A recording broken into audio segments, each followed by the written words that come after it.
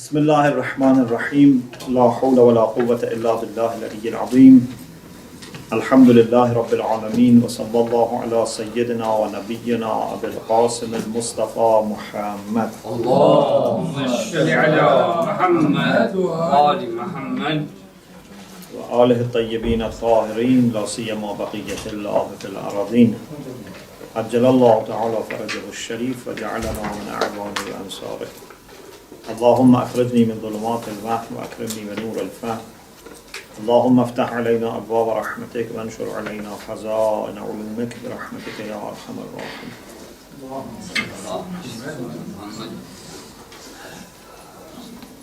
Alhamdulillah, so far we have studied few major points. One was about al-ishtirak al-ma'nawi lil-wujud, the fact that the concept of existence or being is a concept which has one meaning, though it can be applied to both wajib al-wujud and mumkin al-wujud, and among mumkin al-wujud there are plenty of types of mumkin al-wujud, like different types of animals, plants and non-living beings. But for all of them we use one common term, one common concept, al-ishtirakul ma'nawi. The other thing that we studied was ziyadatul wujud al-mahiyya. The concept of existence is different from the concept of quiddity or whatness or mahiyya. In our mind we have two different concepts, but in the real world, in the external world, they both apply to the same reality. إن الوجود عارض المahiyya تصورا واتحد هوية. The third thing that we studied was primordiality of existence, asalatul wujud. This was last week.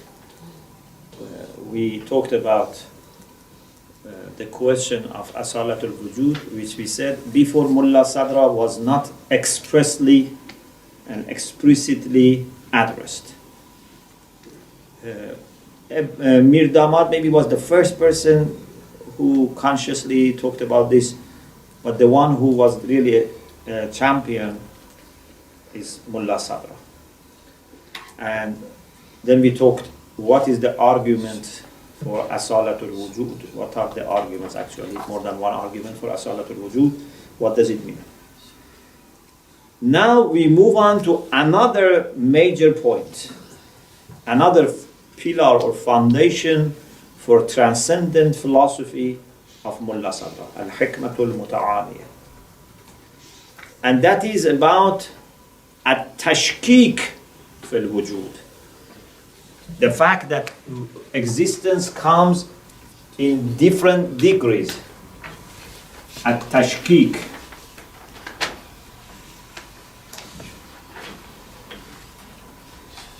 Tashkik mean degrees? Yes. At-tashkik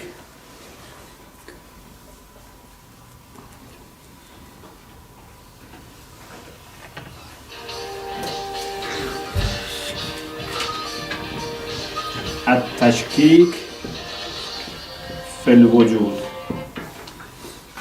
It comes from shak. Shak means doubt. Why this is called tashkik? Because sometimes there are different instances of the same reality, but they so much differ that it makes you doubt whether they are from the same reality. So some people have said the reason for calling this tashkik is this.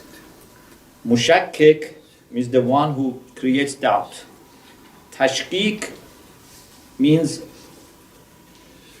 graded hierarchy of existence or any other thing. It can be existence, it can be light, You know, you have light of a candle, you have light of a lamp, you have light of moon, light of stars, light of sun. You have different types of light. There's a hierarchy. There are different grades. Or, for example, about motion. You can have 10 kilometers per hour, you can have 20 kilometers per hour, you can have 100 kilometers per hour, you can have 300,000 kilometers per second.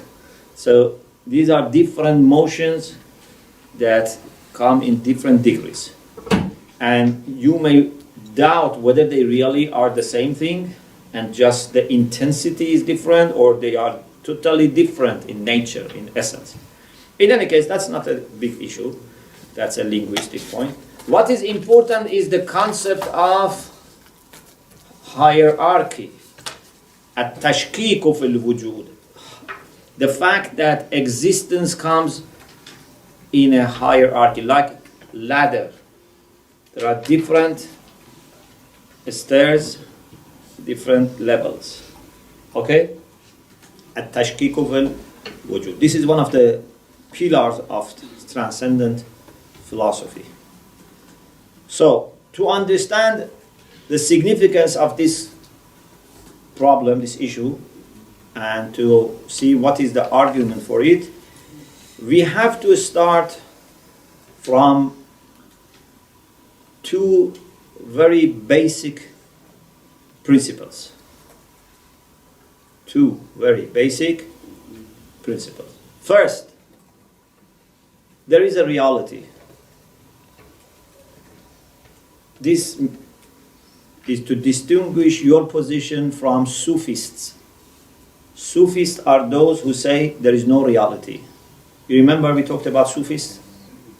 They say there is no reality, and even if there is a reality, you cannot know.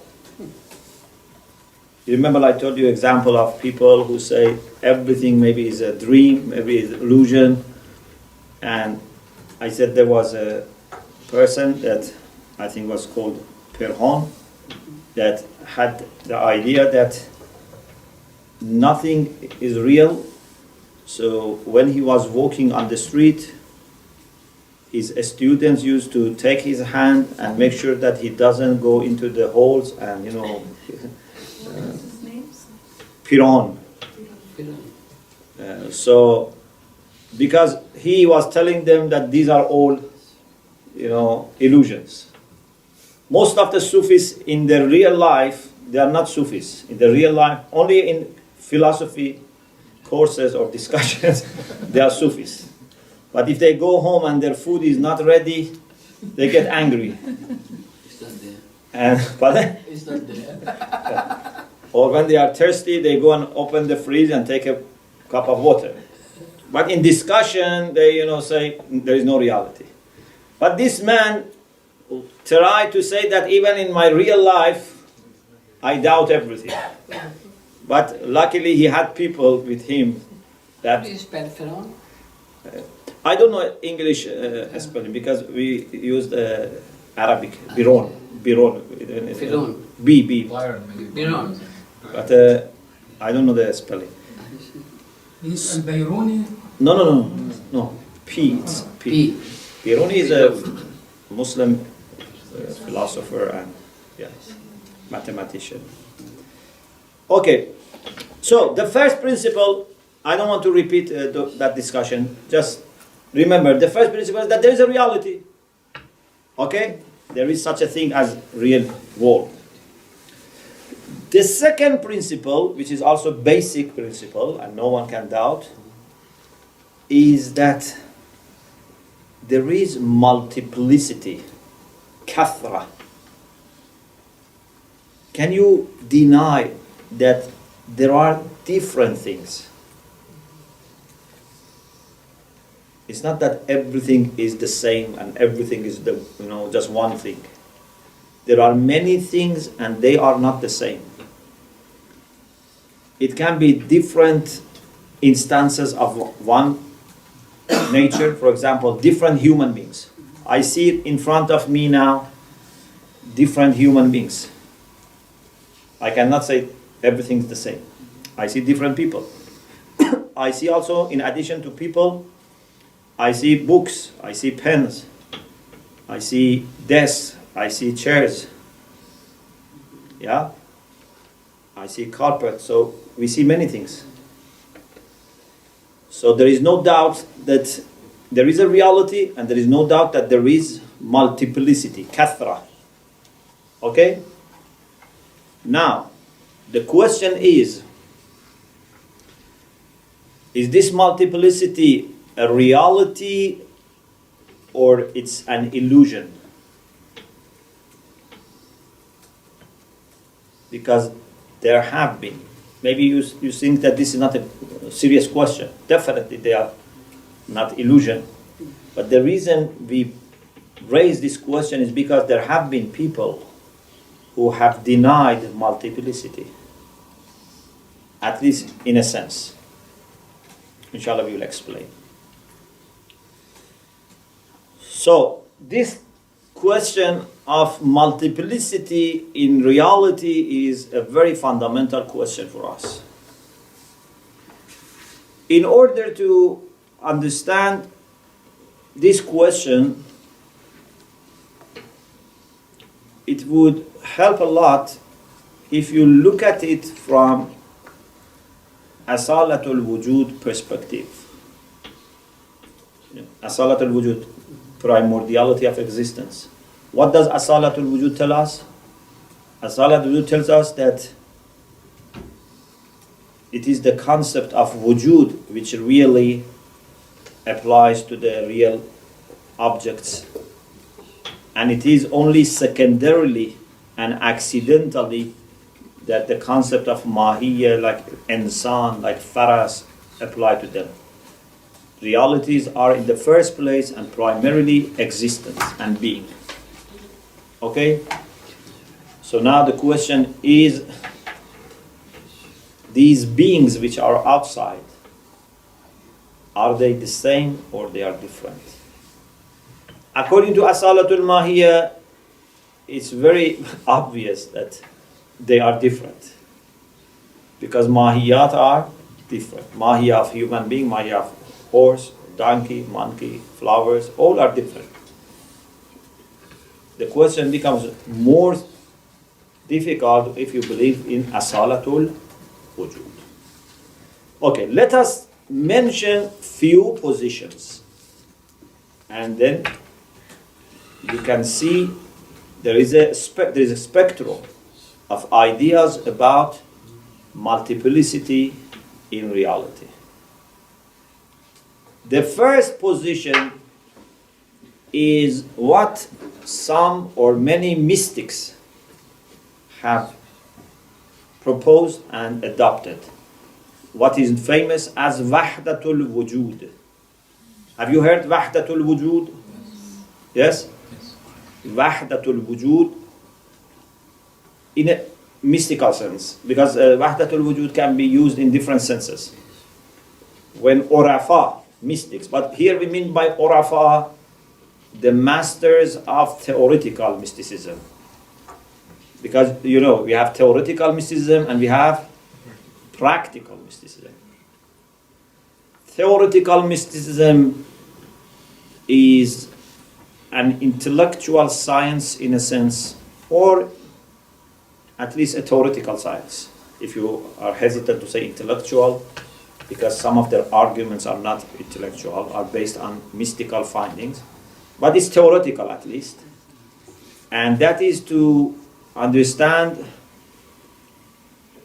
the world in a way that is compatible with unity of God, and also helps you to understand that everything is just a manifestation of God. So you would be able to see the world but as a shadow of God or as a manifestation of God. So everything that you see God. This is theoretical irfan, and it's a matter of understanding.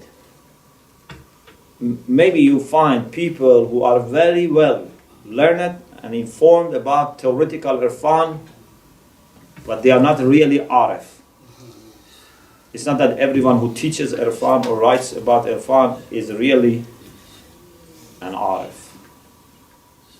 Arif is the one that has developed such closeness to God and nearness to God and such vision of the realities of the world that he finds God in everything. Not that he just theoretically knows about this. Anyway, we have theoretical Irfan. We have practical Irfan, which helps you to achieve that nearness to God, that unity with God. Again, some people may be master of practical Irfan, but not necessarily practicing it. But maybe people are practicing it.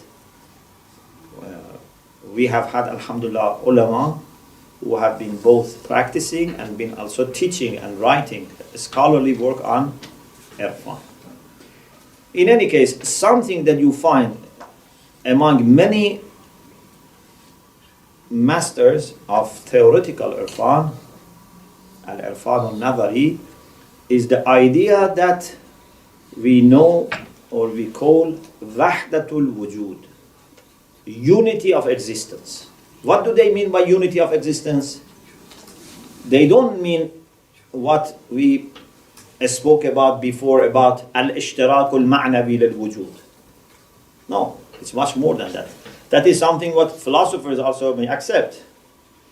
What they mean by wahdatul wujud is that there is only one being in the world.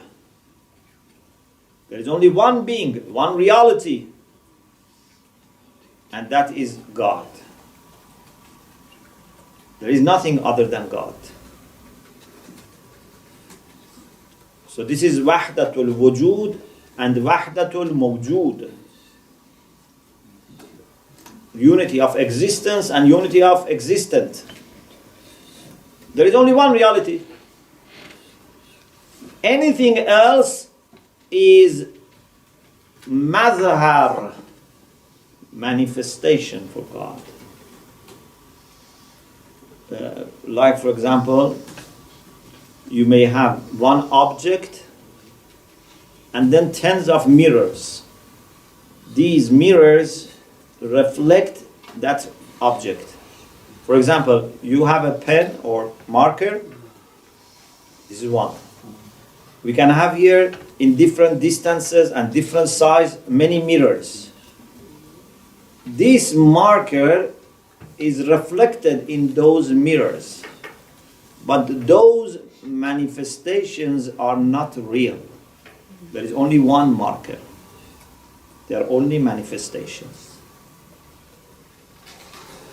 Or you can consider, for example, an ocean. When there are winds, then waves are formed.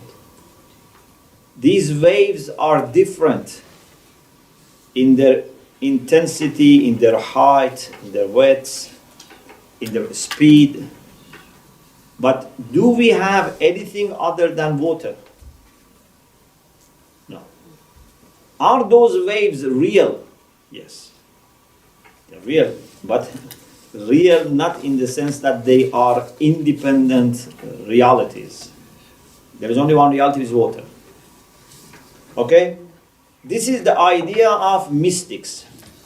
They say there is only one reality and anything else is just manifestation.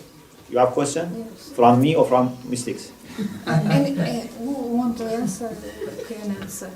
If is what is the position of the Shia Islam about this type of continuation? And other thing is, if we are a copy or a reflection or a copy, I believe that each Not one, copy. yeah, reflection is like it's just Manifestation. One, this is a copy. Each one have their own DNA, their own calligraphy, their own particulars. Yeah. Each one have particular. How it can be like a general just. Like different reflection. waves. Each wave is different. Yeah, but how it can be a reflection of just because if God created Like many us- mirrors, depending on their size, distance, and location. Size, distance, and location, they reflect differently. The way that human beings reflect God is different from the way other beings reflect God. Angels reflect God differently. Among human beings, some reflect God more, some reflect God less. Okay?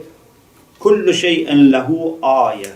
Everything is a sign of God, a manifestation of God. Shia mystics also, they may have the same idea, but because we have Shia mystics who are also philosophers, they may not have this idea. But if someone is a mystic, may have this idea regardless of being Sunni or Shia. This is one view. And if you tell them that what is your reason for this? What is your argument for this? They say, don't expect from us an intellectual argument. Our argument is mystical findings, mystical visions. We have experienced this. If you consider different modes of understanding. For example, we understand certain things with our senses. But then aql comes and corrects some of your misunderstandings caused by senses. For example, I take this marker, it's straight. Then I put it half the way in a cup of water. You see it, it's bent.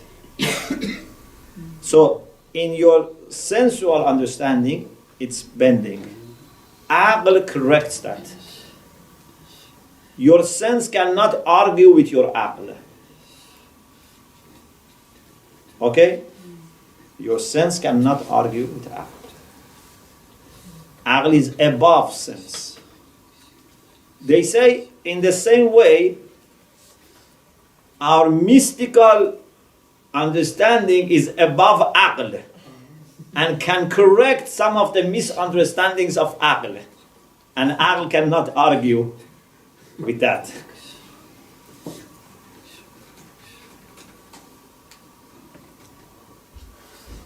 So don't expect intellectual argument, first.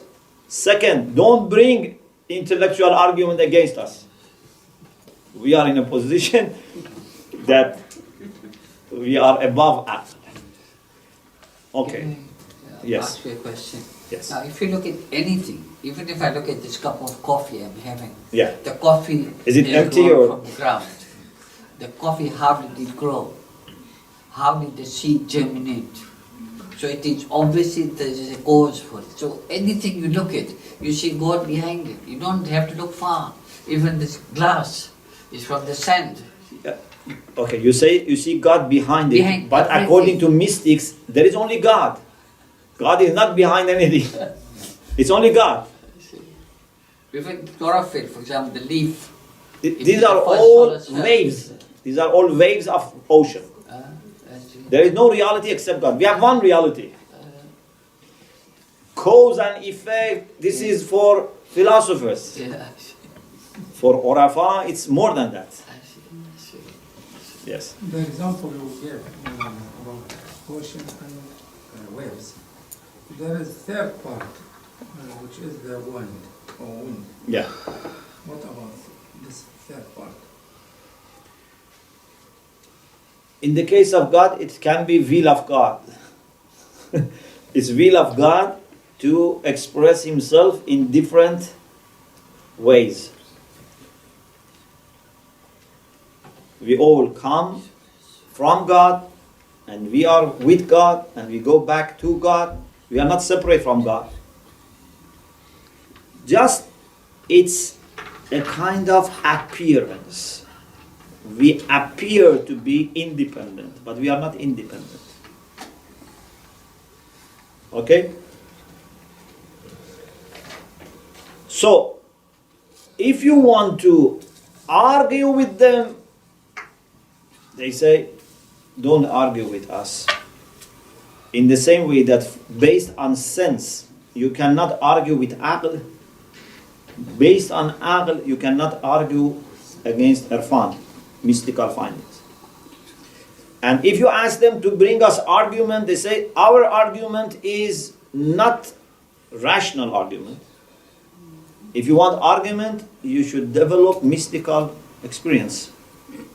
You have to reach this point, and then you would realize by yourself what is the true nature of the world. Yes.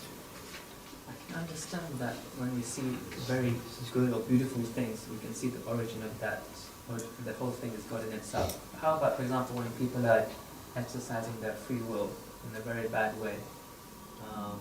Nothing godly about that. How can we see God in that aspect? Or Created free will.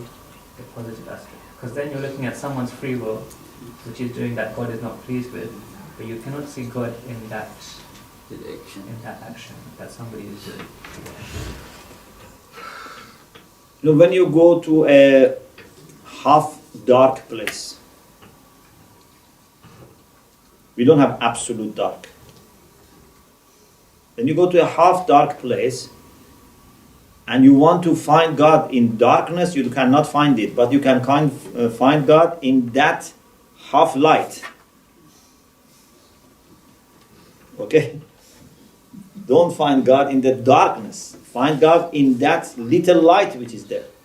So in that case, even in Iblis, you can find something good, and that comes from God, because Iblis is created by God. Not the mischief, but anything is a creation of God, therefore there is something good in it.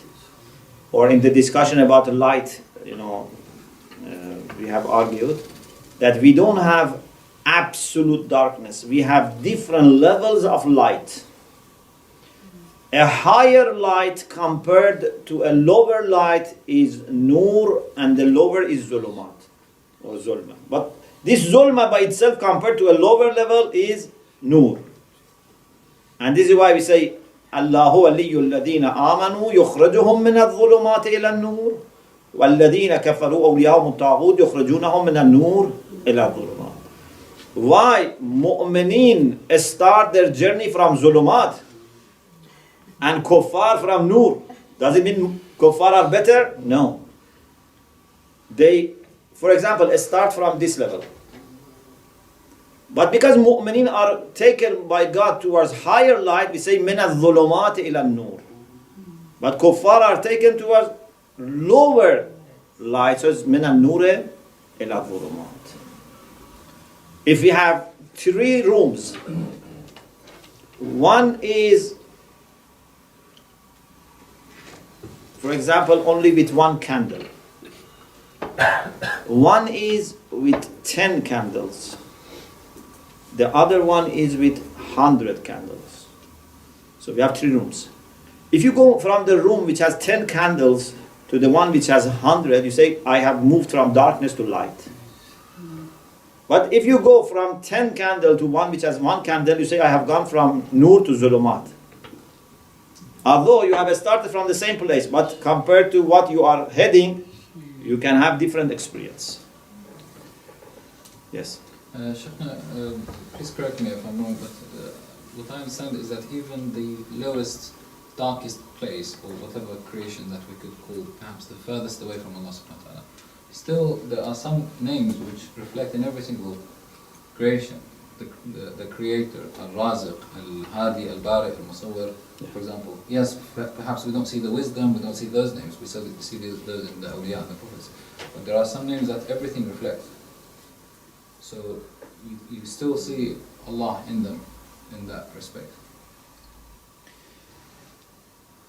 Yeah, in the way that we look at them, we may not see God. But in the way that God looks at them and the Urafa looks at them, they find God even in them. You know? Like for example,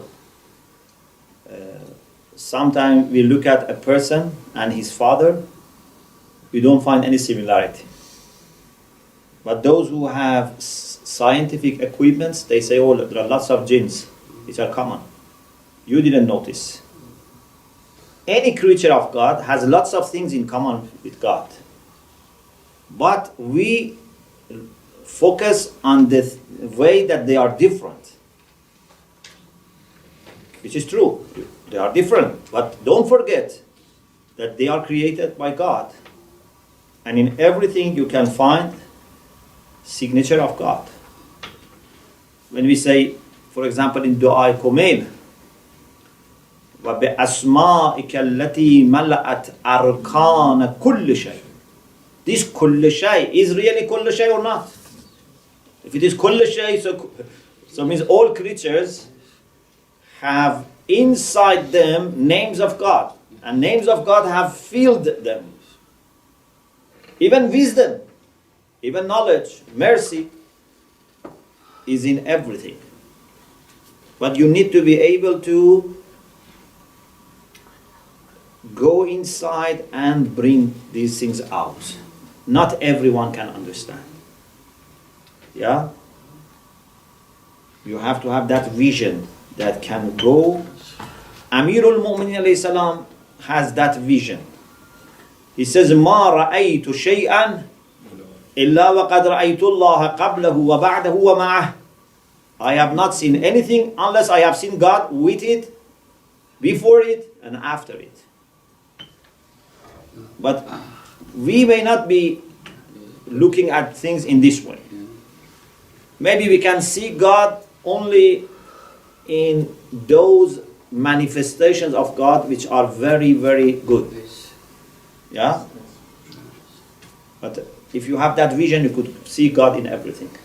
Yes. Sheikh, you mentioned, for example, that the Arafat have not brought, or they don't use logic to prove this. No, I didn't say logic. I said intellectual argument.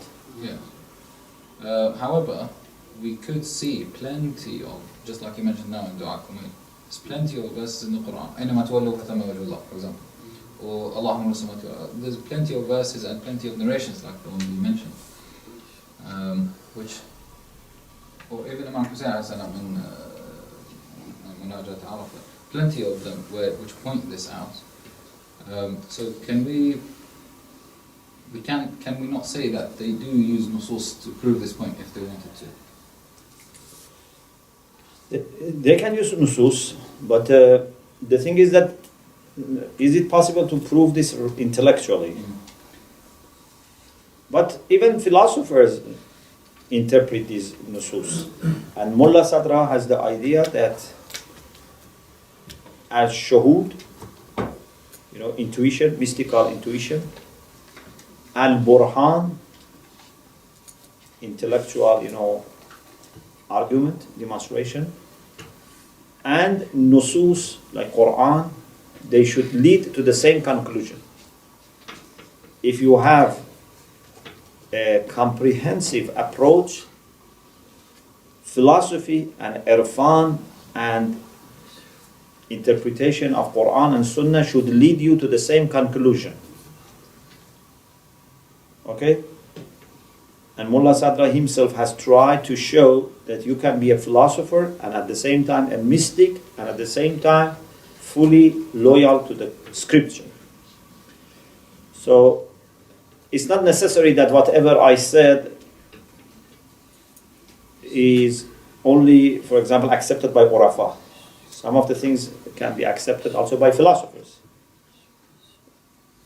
Urafa are unique in saying that there is only one reality. If you are talking about manifestation, no problem. Philosophers can also accept that. But if you say there is only one reality, because you can say there is one absolute reality, one independent, and there are millions or billions of dependent ones, which are also manifestations, that's fine. But if you say there's only one reality, then philosophers disagree. You have a question? You say Zulama, if we see to raise like ISIS and other things, what godly things we see there? Pardon? What godly things we see there, what the action, which is the fact that they are creatures of God, they are human beings, the fact that they can repent, they can become good people, they can, so there are lots of good things, but unfortunately, the control is with not the aql. There is no human being, even Pharaoh, who is 100% vicious. But sometimes viciousness reaches the point that overweighs pure side of human being. And therefore it becomes like son of Nuh. إِنَّهُ عَمَلٌ غَيْرُ صَالِحٍ. It can overweigh. But you cannot find any creature which is 100% vicious. Because if it is something 100% vicious, that it cannot be created by God. From God, only good can come. Maybe different degrees of good, but never bad. Maybe 1 degree of good, maybe 100 degree of good, for example, 99 degree, 90. But never something absolutely bad comes from God. Yes? Do you think this is one of the reasons why the Ahlul Bayt was so merciful to even the enemies? Because even if they did have 1%, 2%, they would have the eye or the lens to see that before looking at all of the bad. Yes. This is one side of it. Because people could say that they were kind to their enemies just to show their companions or followers that this is how you should behave, but we should actually believe that they did it from their own will. About 2 weeks ago, I gave a lecture in Muhammadi Trust about how to delve into your character, deep into your character.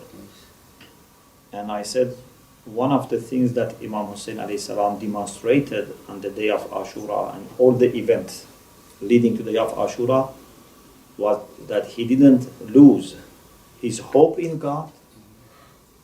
Because many people, they have hope in God, but if they are seeing problems after problem, thousands of problems, then they may lose their hope. But he didn't lose his hope in God, he didn't lose his trust in God, he didn't lose his love for God. And secondly, he didn't lose his hope in humanity. So even in the soldiers of army of Umar al-Sa'd, Imam Hussein didn't lose his hope. And this is why even on the day of Ashura, he is advising them. This is very important. If you want to help humanity, you must follow Imam Hussein. That even in the army of Yazid, who stood against Imam, he finds that there is an opportunity that maybe you can preach them and maybe they change. It's very important. Many times, we unfortunately dismiss quickly the opportunity. Oh, these people are so bad, But no, this is not the approach of prophets and Ahlul Bayt. Their approach is totally different. They see always a chance.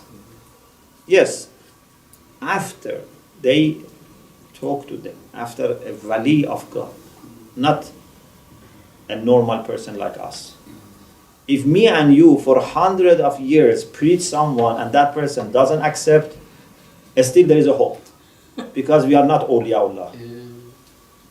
If someone like Imam Hussein preaches them, or like Prophet preaches to them, and then they insist, then at the end you may say, okay, sawa'un alayhim anzartahum am lam tunzir. But not people like us. People like us, even if for 1,000 years we ask someone to change and he doesn't change, still you have to try. Because there is a problem also in us. We are not that pure, that wise, that eloquent, that transparent. And there is always something bad in us that can be an obstacle. Maybe someone doesn't like my appearance. Maybe someone doesn't like my voice. Maybe someone doesn't like my dress. Maybe someone has a bad memory of me or people who are associated to me.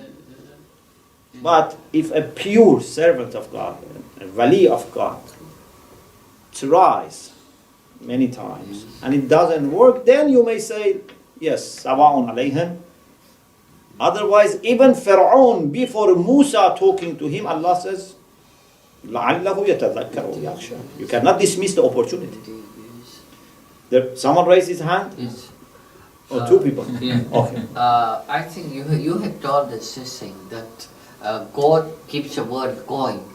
The whole world will not move unless He is doing it. I think Rabbi said the same thing.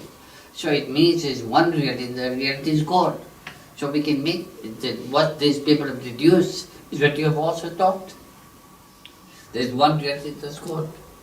So there are two ways of explaining. One is to say that God moves the world, or you can say God has moving manifestations.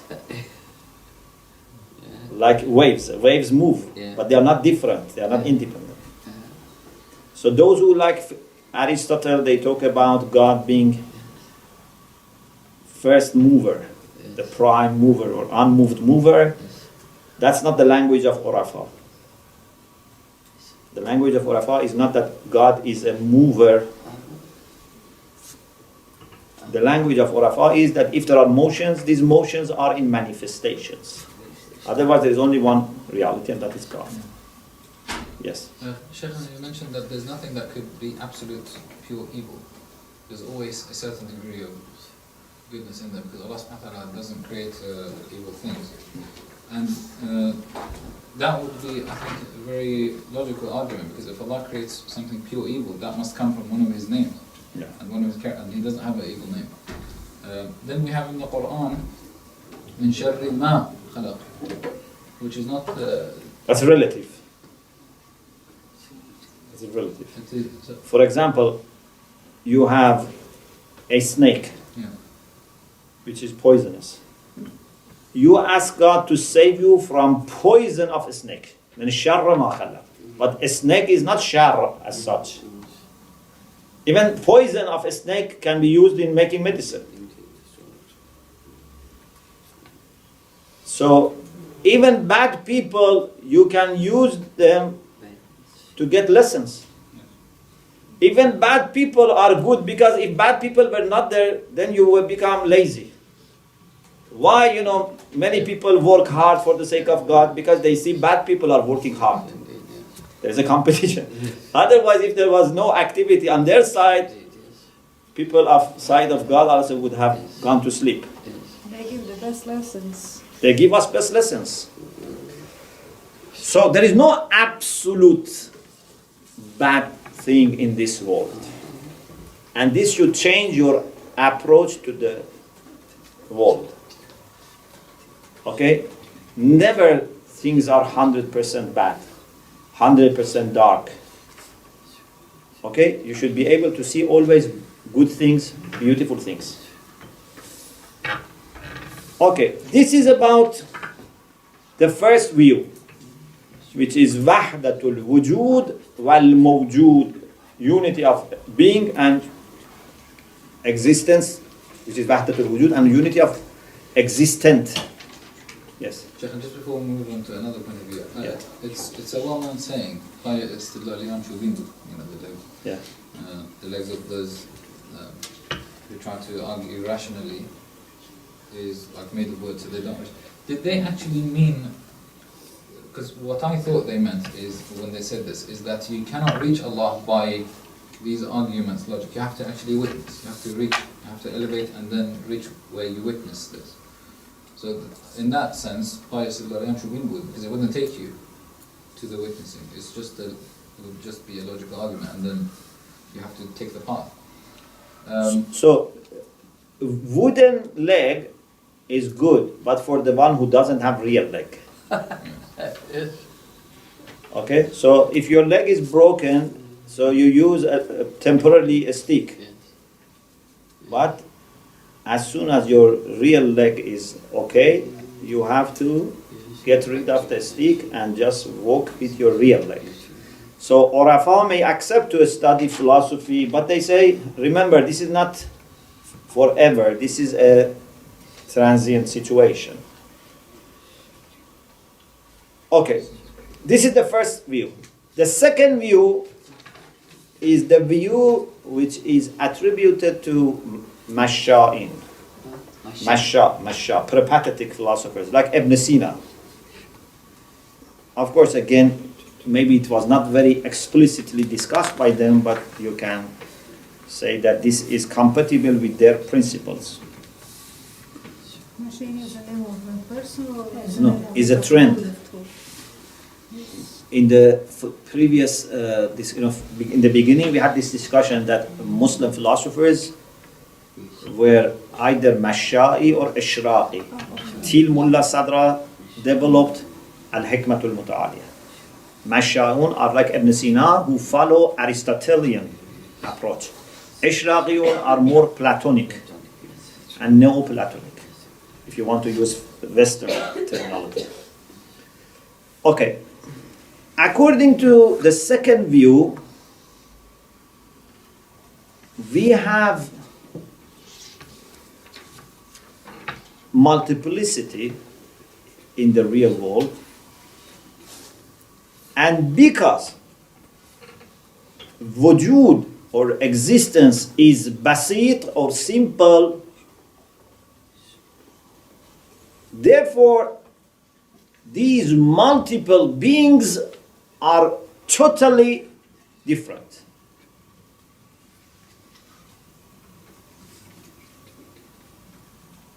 If two compound beings differ, there are different reasons to explain why they differ. If A and B differ, I want to go to use whiteboard, but I think last time my head was not seen. Can you check? Yes. In philosophy especially, I need my head, you know.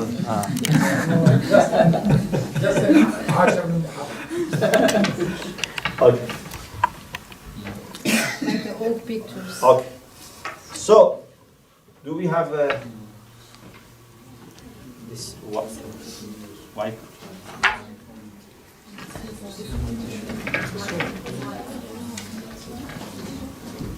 If two beings, can you flap the screen Put the screen so you can see himself. so that I can check it?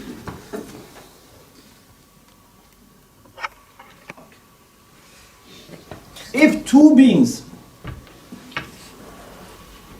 A and B,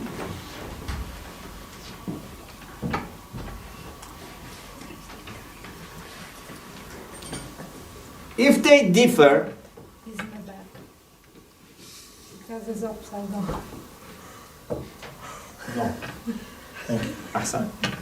If A and B are different, like this, if one is simple and the other one is also simple, and by simple we mean basit. You remember basit opposite to what? Murakkab, compound, yeah? If there are two objects and they are basit, means they have no parts, then it means that they are totally different. Yeah, they are totally different. Because you cannot say they have one common part and one unique part. But if you have A and, for example, B, which has two parts, and one part is common, then you can say they partly differ and partly are the same. Okay? If you remember Kulliyat Khams, you remember Jins and Fasl and No and Araz? Do you remember? Yes. Okay. If we have two human beings like Zayd and Amr, Zayd and Amr, what is common between them? They are males. Humans. Humans. Yeah, there are, of course, many things in common between them, but in the first place, they are the same in insaniya.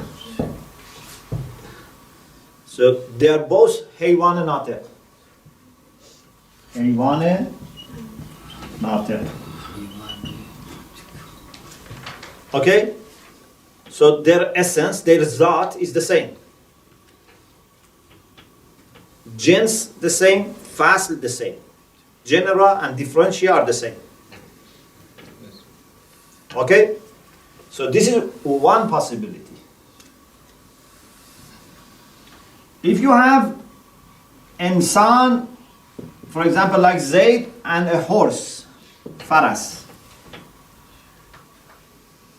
Okay? What is common? Al-Haywan. But this has natiq and this has what we call sahil. Sahil is something, Name. yeah, it's just symbolic because sahil means the one who makes the noise of a horse. Yeah, but of course that is not the real fast because fast has to be essential and this is something accidental. But like natiq. Natiq means a speaking, but it's not really a speaking. A speaking here means thinking. Okay? Philosophers assume that when someone speaks, it's because he thinks. Forget the reality that people speak many times because they don't think. Okay. So, insan and faras, they share haywaniyah and they differ in their fasl, differential. Why there is such possibility that they have something common and something different? Because their essence is murakkab, haywan and natiq, or haywan and sahib.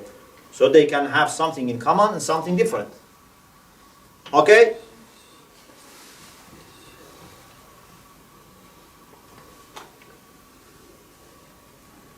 In Zayd and Amr, the essence is the same. If they differ, it's just in something accidental. For example, they differ in age, which is not mahiyya. They differ in size, in color, in gender, ethnicity. Those are accidental. And this is when they share something. And then you may have insan and, for example,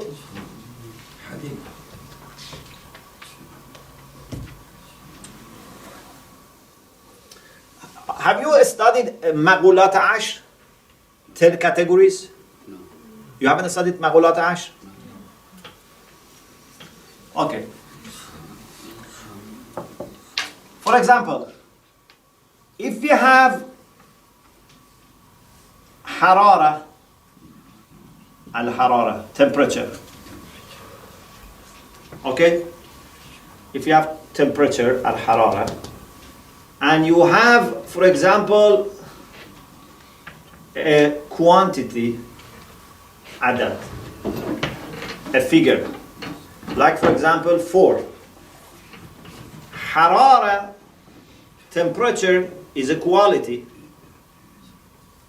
Adad is a figure or triangle. Okay, because we have kam muttasil, kam munfasil. Inshallah you study all these things. So between kam and kayf, between quantity and quality, there is nothing in common. Philosophers say that quantity and quality have nothing in common. Yes, a quality may have quantity, that's another issue. But quality is different from quantity completely, 100%. Because all Maghulat Ash, all 10 categories are 100% different from each other. Okay? Softness, for example, is a quality. But then, for example, number is a quantity. They are totally different. So here there is nothing common between them. So there are different possibilities for explaining why two things are different. But if two things are simple, absolutely simple, Masha'in said there is no way to explain multiplicity unless we say the reality is different, 100% different. The reality is 100% different. Like Kam and Kaif. People like Ibn Sina say, when we look at the real world, we find lots of different things. And because they are all wujud, and wujud is simple, so it means that they are different types of wujud, which are totally different from each other. حقائق تباينت. In the poem, Haji Sabsawari says, حقائق تباينت. According to pragmatic philosophers, they are realities which are totally different. This is the second opinion. The third opinion is the opinion of people who say that although there is multiplicity, but this multiplicity is caused by not different realities, different,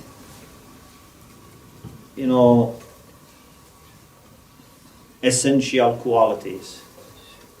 Multiplicity is caused by the same thing which makes them what they are.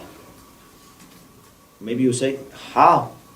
How what brings unity brings multiplicity? In other words, we say in Arabic, ما به الاشتراك and ما به الامتياز or ما به الاختلاف. Those who don't know Arabic, they don't speak Arabic, they will get more reward, because it's more difficult for you. Yes, unfortunately. ما به الاشتراك and ما به الاختلاف or ما به الامتياز. امتياز and اختلاف is the same. So I hope by now you understand this much Arabic, inshallah. ما به الاشتراك, what does it mean?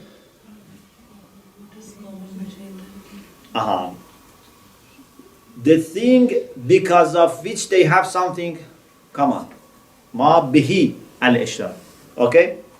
ما به الاختلاف or ما به الامتياز means what makes them different. Okay? It's not difficult Arabic, it's simple. So what the top one mean what is connected? Or? Yes. So, according to previous view, according to Masha'in, what was ma bihil ishtirak? What was common between them? No. No, there was ishtirak, wujud. They are all wujud. They say اختلاف under And what was ma bihil ikhtilaf? Not wujud. Reality. The reality was totally different. So, they are wujud, but totally different. So, this is only a concept which accidentally applies to them. You can say all of them are mawjud. So, the concept of wujud can be used as a predicate, but they are totally different. Ma bihil ishtirak is different from ma bihil imtiyaz. But according to the third view, ما به الاشتراك and ما به الاختلاف are the same. What makes them similar and what makes them different are the same. You may say, how? How what makes them similar and what makes them different are the same? The light. Pardon? Like the light. Aha. We say this is because they have different degrees of the same reality. What makes two lights different? The same thing that makes them the same. Yeah? They are light, so this is common between them, and they are different in being light. Because one is stronger, one is weaker. It's like the DNA. The DNA is what make us, and it's the same thing that differ from us, from me, from the sister, like being different. No, I know that. that's not the same, because their DNA can be different. Yeah, that's why I was trying to explain. So, but what makes But we them are the same is humans. not the DNA. But we are human. In some DNA they are the same, in some DNA they are different, because these are not simple. So if you have, for example, 10 million codes, 5 million makes you a human being. And 5 million makes you what you are as a person. So ما به الاشتراك is different from ما به الاختلاف.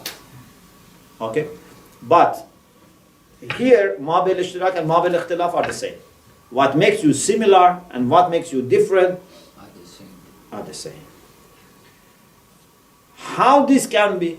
You may say, it's impossible. I say, no, it's possible. This is possible when you have different levels or degrees of the same reality. And this is what we call tashkik. At tashkik, a hierarchy for different levels of the same reality. A very famous example is light, nur. Another example is haraka, motion. If there is a fast motion or a slow motion, in being motion they are the same, but also in their very being motion they are different when they have different speed. Yeah? A slow motion and fast motion is like weak light and strong light. Sheikh Ishraq, rahmatullah alayhi, had the idea that at-tashkik is possible in mahiyat. Although we have introductory course to philosophy, but now we are a little bit touching advanced philosophy. If you understand, alhamdulillah. If you don't understand, no problem, inshallah. Later you understand. Because in the book it is mentioned, so I have to mention I something. just translated whatness. in Pardon? whatness. I just translated what is in whatness. Mahiyya. Sheikh Ishraq, because he was Asalatul Mahuvi. Remember we said Sheikh al-Ishraq? Of course he didn't discuss this explicitly, but we said he believes in a primordiality of Mahiyya. He had the idea that at-tashkik fil Mahiyya is possible. But Ibn Sina, Mullah Sadra, they don't accept. Because they say Mahiyya. Can you guess why they don't accept tashkik in Mahiyya? There's no primordiality. It's in the head, the mental image. Mahia is something that we abstract inside our mind, it's Okay. not outside. Yeah, but even if it is outside. Yes. That which is common between them is wujud, is being. No, for example, why we cannot say human beings are different in humanity. Some are more human. Why we cannot say? Because it doesn't have a range. Why we cannot say this horse is more horse. Because it's a yes or no. According to Sheikh Ishraq, you can say. Mullah Sadra and Ibn Sina saying you cannot say this is more horse. Maybe because it's bigger, I don't know. It's not a horse, it's a horse. Yes. Yeah, it comes back to what wujud, Uh-huh. that the basis for the horse being present as an independent thing has to be there for there to be different degrees. Horse So is a if people horse. believe in just one reality, then you can't talk about things having different degrees of freedom in the Mahiyya, because they can't be spoken about by themselves, they're just manifestations. Yeah. Anyway, this is a long discussion. You have something? No, please. You didn't say anything. Once something exists, there's no longer discussion about its mahiyya because it's been determined in African reality already. Yeah, but when you compare two instances of the same mahiyya, why you cannot say one of them has more? Yes. Is it related to what we mentioned, that Mahiyya has no relation to existence? So So in terms of, it has relation, but it's not primary. yeah, Yeah. The argument is this, as some of you also mentioned. Mahiyya is the type of existence. You remember I drew for you triangle, cycle, circle, yes. yeah, and I said Mahiyya is like the border. The limits. Pardon? Is the limit. Mahiyya is limit. And either this limit is there or not. Either it's a horse or not. Either it's a dog or donkey or monkey or not. You cannot say it's more donkey. Okay? It's either a donkey or not. Of course, Mullah Sadra has an idea that don't mix it with asal, with tashkik in mahiyya. He has another idea that human beings are different mahiyya. That's another idea. Don't mix it with this. He believes that human beings are not the same in mahiyya, unlike other animals. All types of horse are horse. So they have common mahiyya, common nature. But human beings, according to Mullah Sadra, are so different that some human beings are worse than animals Yes. and some human beings are better than angels. Okay?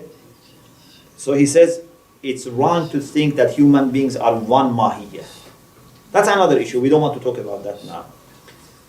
According to the normal understanding, either someone is human being or not, or something is a horse or not. There is no tashkik in mahiyya. So, according to Sheikh Ishraq, multiplicity can be because we have different types of mahiyya, and even in mahiyya we can have tashkik. According to Mullah Sadra, who is asalatul wujudi, he believes in primordiality of existence, so everything has to be explained according to existence. And existence is simple, and he doesn't want to go the way that peripatetic philosophers have suggested, and that is to say everything is 100% different from another thing. So he says they are similar in existence and they are different in existence because we have different degrees of existence. This is what Mullah Sadra tells us. Okay? And after Mullah Sadra, almost all philosophers have accepted this, Muslim philosophers. At-tashkiku fil wujud. So, on the top of this hierarchy is wajibul wujud, whose existence is unlimited, infinite. Yeah? Wajibul wujud has no limit. After wajibul wujud, we have beings, because it's not like wahdatul wujud. We have other beings, but all beings other than wajibul wujud are limited, are finite. More or less. Some of them are stronger than others, but they are all limited.